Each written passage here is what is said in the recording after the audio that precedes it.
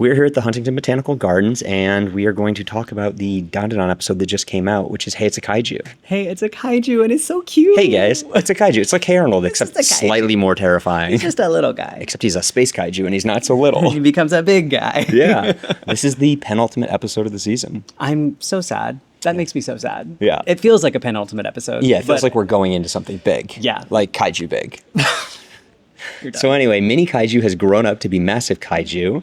And as the kids are running away, Ira and Gigi show up because they can kind of sense it, because it does that pocket dimension thing where everything turns green. Luckily, no people are there to be hurt. The sky goes completely black. Exactly. Yeah, they don't have to worry about anybody getting hurt. Correct. Which is not, but like they set that up in prior seasons, like when they fought Nessie and when they fought Akatsuki, like always the color changes and then all the people are gone. Like in the everybody's safe. Like in the high school when all of a sudden they come out afterwards and everyone's like, "Why are you guys naked in the halls?" Right. Yeah. Exactly. So no worries about collateral damage, luckily. Correct.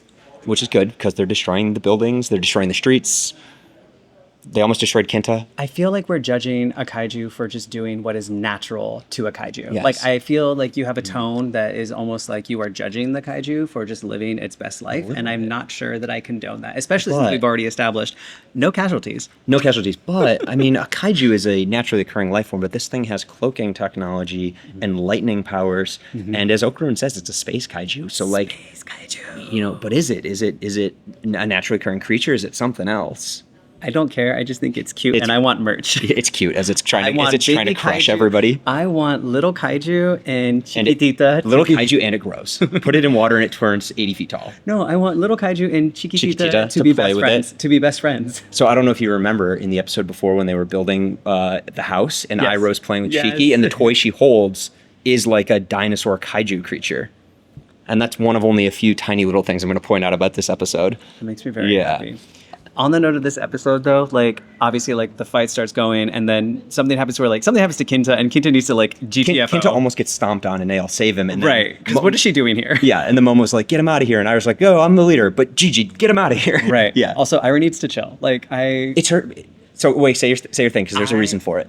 I respect, because I respect that she wants to be a leader. I respect that she wants to, like, have a role. I respect that she wants to do that. But I'm like, girl, take a beat. Like, nobody's competing for this role for her. So I will say this. If you consider when Okarun transforms, he gets really depressed. When Ira transforms, she gets her ego becomes very forward. The same way that when Gigi transforms, he gets very murderizey. Dang, yeah, so there's a little bit. I mean, she has it, but like brings it out the same way that transforming to turbo form brings it out of Okarun. Wow. Yeah, because Turbo Granny's not depressed. I'm going to have a seat. Yeah. No, it's still fair, but like I think it emphasizes like a certain possibly negative character trait. Interesting. Yeah. Well, either way. You can still feel that way, but I will defend Ira because Ira's getting better. She and Momo are friends. She is having growth. I do like that they are getting along better. I love a skincare routine swap. Like, I really do love their moments. Like, it's fun, but I do need her to have some respect as a girl's girl and back up off Momo's man. That's a different thing. It has been But she also has a crush on him, and they're not dating. It has been made very clear where this man's affections lie. And not to her. She's never there for it usually. Girl, she's blind. She's blind. She's a little bit. But so is Gigi. Oh, Gigi. Yeah. See, you're giving Gigi a pass, but not Ira a pass. I think you got to treat the girl equally. I'm a little sexist. She said that online. but you do see it that like compared to prior fights, like she and Momo are yelling at each other, but they're still like coordinating attacks. And right. When Ira's like, I'm the leader, let me do. Momo gives her like she learned from what Okarun did the past episode, where he played the evil eye with words to make him do what he wanted. Yeah. She says what she needs to for Ira's ego to accept, and then Ira goes, okay, yeah, we'll work together. So she picked up on Okarun's She did move. the whole like, can I see a little teamwork from the team leader? And she's like, I suppose. Yeah, exactly. So they're like picking up how to like verbally manipulate. Not manipulate. The possessed versions. The best friends are the friends that manipulate each other. Yes, exactly. To do what is best for you. Correct. She's making Ira do what's best for her. Absolutely. So we get, Ira doing that really cool thing where she's like spreading her hair everywhere and she like drops the crane on his head. Momo's throwing cars and signs. Correct. And then they bust up the lightning attack. Which Okay, for sure. Sorry, I was distracted. Forgive me. I was All distracted. good. So bust out the lightning attack. They bust out the lightning attack, and I mean, we can talk about it now. It happens later in the episode, but I think when Momo does the samurai catch the blade over your head, like that's what's being referenced. Sick. It's so cool. So sick. Yeah, So because her freaking- psychic power is always hands, which is at first you're like, that's very limiting, but like she does so much with it. She was doing Spider-Man last episode. This episode, she's doing like Samurai Master. Yes. Yeah. Correct. And we love. And she claps it and whips it back at him. We love to see it. Yeah. Like Momo's just such a boss. Yeah. I love her. I love her so much. And also like an individual that does have some really great energy, not boss energy, but I am a big fan of Kinta. Yeah. Like, So meanwhile, Kinta is being piggybacked by Gigi because last episode or 2 episodes ago, we saw him chasing a car. So like he can handle having Kinta on his back. For sure. As Seiko says, he is a specimen of a man. Like Right. he is capable of carrying a ton of weight, running crazy fast, incredible precision. Correct. Still a minor. Still a minor, but that's fine because the precision is relevant. So he's carrying Kinta. Kinta's sweating, and Gigi's like, "Hey, don't get sweat on me." And Kinta thinks like, "Oh, this pretty boy who he doesn't know about the curse is being so mean. Like, screw you, pretty boy. I'm gonna get sweat on you." And Gigi almost transforms, but doesn't. And you can see on Kinta, he's like, "Okay, clearly I almost messed up." I need the animation team that worked on this sequence When he's containing his energy. No, not when he's containing his energy. The people who the sweat. animated the sweat. sweat and like the skin movement Yes. and like all of that, my skin was crawling. Like I have to give you your gold star, but I need you to just like go on vacation. I need you to leave the studio for a bit because I cannot suffer through that. No, I'm again. curious your reaction because it's similar to the scene with the soy sauce where the first time they're passing it and it doesn't spill on his hand, which Right. was a clear reference to Rama 1/2, and then Right. it happens the second time. You know it's going to happen, but like it's Right. funny. So he contains it.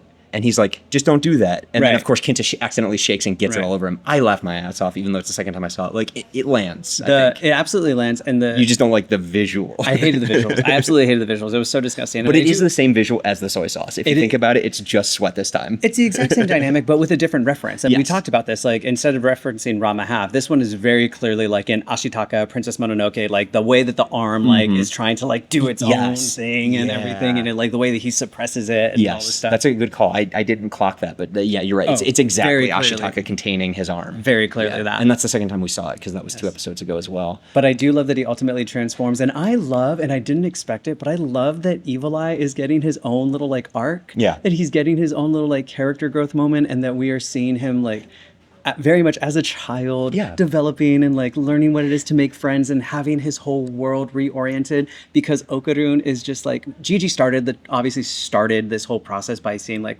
no, I refuse to like kill this demon. I won't have him exercised. I said that I would play with him, and I'm gonna like be true to my word. We love Gigi for that. Yep. But then like Okarun, like learning from that example and saying like, I'm gonna find a way to like keep my friend happy and alive and help him keep his promise. And I'm just like, so cool, like so good. And it's different from like, I'll use Keigo from Witch Watch as an example. You've watched it, the werewolf boy, where he can't tell what his werewolf self is doing, but the werewolf self knows what's going on when he's asleep. Evil Eye does not know what's going on when Jesus sleeps, so he wakes up and he goes, "Who are you? I'll murderize you anyway. I'm leaving." Yes. And then luckily Kinta says, "Wait, no, Momo told you to take me back." He goes, "Momo? So if I go back, I get to fight Okarun?" And then he whips his backpack at Kinta's head, at like breaking the barrier of sound. Yeah. And you're like, okay, I guess Evil Eye just doesn't believe in schoolwork. Yes. But then we cut back to the kids, the main gang. Ira's, gets captured, blown it up sky high. Okarun uses his last all out to catch her, but then they're both going to get crushed. Momo grabs him, and right as they're about to get smooshed, the backpack shows up. And that's why I said Gigi, incredible precision. There's a long-standing joke that is like exactly that involves like throwing a brick up into the air and then like explaining this whole thing, and then like you leave with your group of friends and da da da da, and then you tell a new joke that takes place in an airplane. Look out the window, what do you see? Yeah. The brick. And I'm like, oh my god, beautiful. Yeah, Wonderful. it's great. And he didn't kick it. He's been doing more like hand stuff too. So Evil Eye's like not as contained to just like kicking a soccer ball around anymore. Correct. He's learning and getting stronger. Yes. Yeah. Speaking of stronger, I want to talk about my favorite part of the episode, though, Okay. which is after all of this, towards the end, like they're brainstorming. They get back to the house. They're trying to figure out how do they defeat a kaiju. Okarun has the brilliant observation of what's it called? Nanoskin? The house is made of nanoskin. The house is made of nanoskin. Let's use our imaginations, try and figure out something. And I love. While they're saying this, by the way, Evil Eye is just laying down under the planking futon because he's mad he can't Okarun fight. is like, no, today's not the day I fight you. It's not Tuesday. We And can't so fight. he's just laying under the table, and Ira's like, "What are you doing?" He's being a sad boy. Yeah. And I love that he's being a sad boy. But I appreciate that they gave the nerd, the weeb, the us Yeah. in the show a moment to shine, because clearly none of them had enough like vision to clearly depict, like with their imagination, what they needed to solve the problem. And here comes Kinta. and they've showed that too. If you remember when they were fixing the house, Seiko built the house fine, but Okarun made a toilet and it was so deformed. Like Okarun's skill is not making things perfectly because it has like a weird bend to it and everything. It looks sci-fi. But do you remember what Momo made when she first held the Nanoskin cube? She made a little Buddha. That's yes. That's the first thing that came to her mind was Bodhisattva. And so when they do the transformation, one last nerd thing real quick. Yeah. You remember when Kinta had his moment in the last episode? He's like, wait, I remember reading in my magazine. So we got kicked out of the garden, so we're in a different part. Kicked out. They closed. Not kicked out in the way that everybody got kicked out. That's true. Exactly. Everybody got kicked out. We aren't special. Yeah. Can we get back to Kinta and Okarun? Yes. Anyway, so I think what I was saying before we cut away is in the prior episode, Kinta revealed that he understood the cloaking technology because he thought back to reading about it in his nerd magazines. Correct. And in this episode, Okarun, when they're trying to figure out the lightning attack, thinks back to his own nerd magazines. Correct. And he's like, oh, this is how energy sources work. Correct. So like, weebs are being properly represented. It's okay to get super into your weird tech thing because at least in the show, it's actually going to be relevant. And I like that. I do like that. But Kinta is really us. You know, you said that earlier, like, oh man, I associate with Kinta. One of the great ways is Kinta is us observing Okarun and Momo in the prior episode. And now Kinta is us watching all these paranormal kids with their weird ass powers that he doesn't understand. Right. And finally, you were talking about the nanoskins. Kinta is us given some crazy power and it's like, oh, you can make a giant thing. You have to fight a kaiju. What do? Pilot a mecha. Yeah. He made the Megazord. He created Voltron. He called upon all the powers and like, the greatest decision made for that whole episode is going through the travel sequence to their like and everybody's just totally different. So different and so cliche. Into a toilet. Evil Eye falls and Momo's like, I don't want to fall. She gets launched into the sky for some reason. I loved that sequence. Yep. 10 out of 10. It was the hair dryers on Okarun. It was absolutely so perfect. Evil Eye's just sitting there like whatever. Ira looks like she's gonna be sick, and I like when they're on the screen and they're all calling in and Kinta's talking to them, and Ira looks like she's gonna throw up. Yes, and absolutely. Kinta's like, it's a. I think he says like it's a giant robot, and Ira's like, stop being so loud. He's like, I am not mature enough to not yell about this. It was which is so self-aware. Yes, and we appreciate that because honestly, like.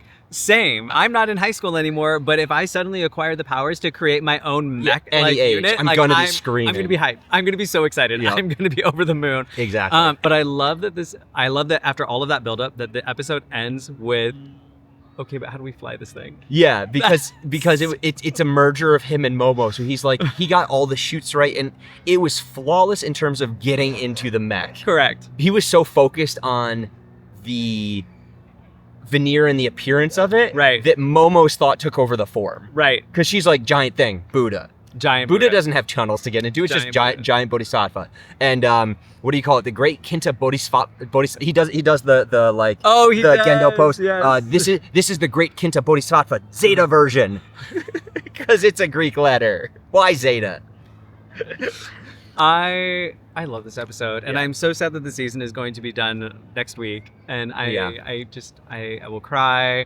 I love the family that we have built. I love the team that is being developed. Yeah. As somebody who is still anime only and not manga only, I really hope that something happens to where we get to see more of Kinta, because currently he is not possessed by anything. I don't know if he is going to acquire a gold ball or not. He isn't possessed. He's possessing a giant robot. Yes, he is possessing a giant robot. That happens to be someone's house, but mostly it's his giant robot. Correct. Which raises the question of like, what happens to the house if this takes any damage? You know, now it's a giant robot. We get more Nanoskin. Yeah, exactly. We get Mr. Ludgers over to break another door. We bring over Chiquitita. Yeah, there you go. I just give me my Chiquitita spinoff. Yes. That's all I really want. So yeah, one more episode. Clearly, there's going to be a clash of some sort. You see it in the after the credits with the little premiere, and they're fighting the giant Buddha versus the Kaiju, and you'll see what kind of a cliffhanger they leave of some sort, because the manga keeps going. There's more for this, and I'm very excited for. I think what hopefully this does for a lot of people, which is good for the anime, is they'll be like, oh my god, I want to read the manga to know what happens next, because I read the manga. I've talked about this in a number of episodes. This is one of the anime where you can watch the anime after reading the manga and you don't feel like you're just getting drawings of what you've seen. Yes, the first half of the last episode was all anime original to give you more of who Kinta is as a person, because they could do it in anime. So much of it benefits from what's done in animation. So after this, read the manga, because there's a cliffhanger where you're going to want to read it. So if there are more people like me who have never read the manga, what volume do I need to start at just to pick up where? That is a great question, and I'm going to answer it in a cut. Anyway, I just checked because I opened up the chapter right after the cliffhanger that everyone's going to want to immediately go read. It'll probably end with chapter 71, and it's going to end with this moment where you're like, what the hell did I just see? Oh my God, I need to know what happens. I can't wait. And you're going to open up chapter 72. What volume? Chap 72. Well, considering I don't own it, it's probably volume 9.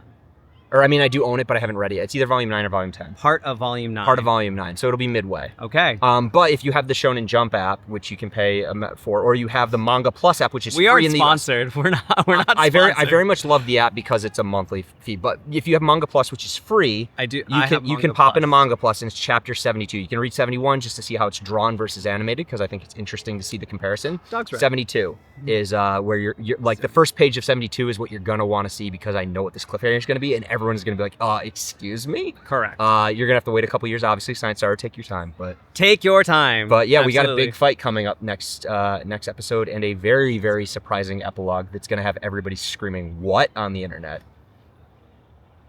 I don't like the way you look right now. Yeah. I don't like how I'm very excited to see what everybody's response is. It's a great episode, but the cliffhanger is gonna be like, excuse me? Okay. Well, anyway, that's our show. Thanks for tuning in. Yeah, that's everything. Come back next week for one last episode about more Kinta and also everybody else, I guess. Correct. Bye. Bye.